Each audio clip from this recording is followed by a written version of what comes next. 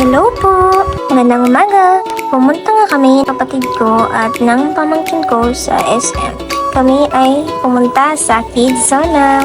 Kung titignan ninyo, sila ay naglalaro at busy sa mga laruan dito sa Kids Zona na hindi ninyo makikita sa ibang mga playground.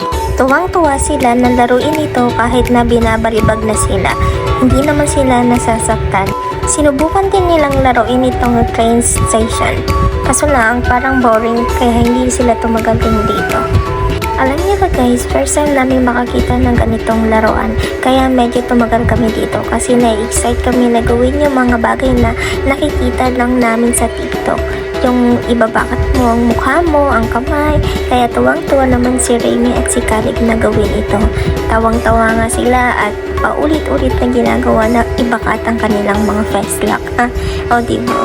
Dahil nga tuwang-tuwa sila na laruin ng laruan na ito, sinubukan ko din na ibakat ang aking palad. Pero hindi rin ako nagtagal dahil inaaway na ako ni Caleb at ni Remy. Dahil nga kakaunti pa lamang ang mga bata na pumapasok sa Kids Zona, binalikan nila ulit itong salbagita na parang running.